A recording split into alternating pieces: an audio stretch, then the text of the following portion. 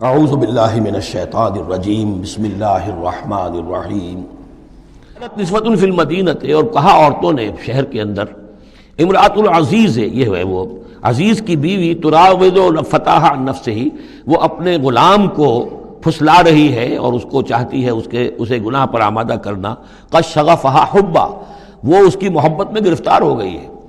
انا لنراہا فی ضلال مبین، ہم دیکھتے ہیں وہ تو بڑی بھٹک گئی ہے اپنے غلام کے ساتھ یہ معاملہ، اور یہ تو بہت ہی گھٹیا بات ہے۔ فلما سمعت بمکرہن، جب اس نے امرأۃ العزیز نے سنی یہ باتیں، میرے خلاف اب یہ چرچے ہو رہے ہیں،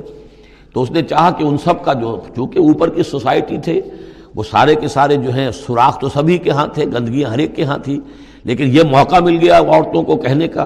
اسے معلوم تھا خود ان کے اپنے کردار کیسے کچھ ہیں، لیکن اس نے چاہا کہ اس کا بھانڈا جو ہے چوراہے کے اندر ان کے کردار کا بھی پھوڑ دیا جائے۔ ارسلت الیہن، تو ان سب کو بلوایا ایک دعوت میں، وآتت لہن متکئا،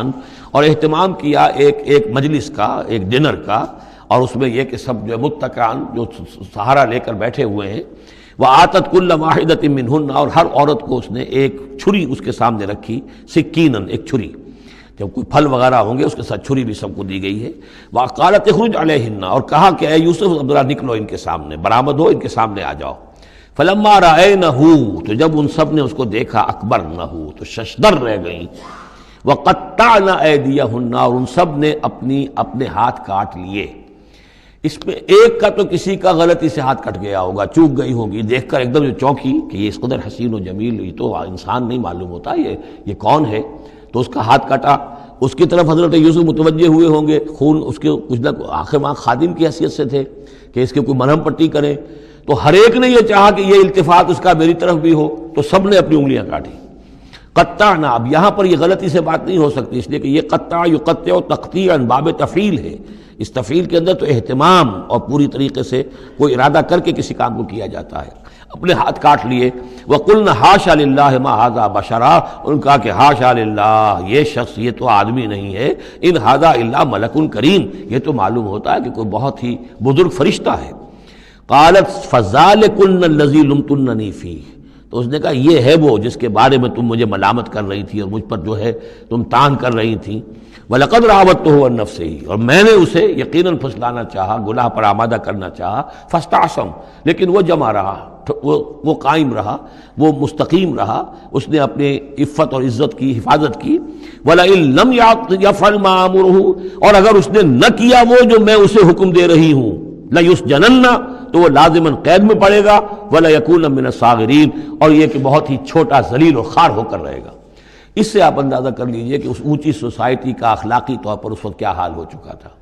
کس دھڑلے سے یہ کہہ رہی ہے، اور ان کی تمام بیگمات کا بھی جو مسئلہ تھا وہ بھی سامنے آ چکا، اور اس میں ظاہر بات ہے کہ اسی دھڑلے کے ساتھ اس کا اعلان کرنا اپنے گناہ کا، کوئی اس میں حجاب محسوس نہیں کر رہی۔ قال رب السجن احب الی مما یدعوننی الیہ، حضرت یوسف نے دعا کی، پروردگار مجھے قید زیادہ پسند ہے اس چیز سے جس کی طرف یہ مجھے بلا رہی ہیں۔ وَإِلَّا تَصْرِفْ عَنِّي كَيْدَهُنَّ،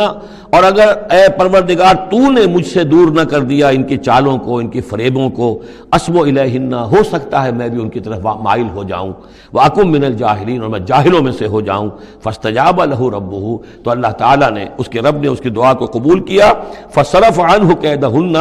اور